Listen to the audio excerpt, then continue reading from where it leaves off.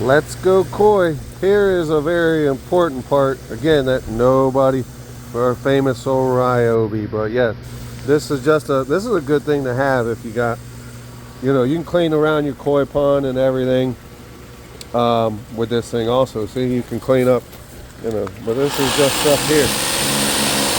It blows away the algae. It's sucking right there. But anyhow, what we're doing here is we're cleaning the screen because it does get clogged. Okay, that doesn't look like much, and it is not much. So here's another thing with drum filters everybody don't tell you about. You gotta go and clean these things once every couple weeks because it doesn't spray. So I have to sit.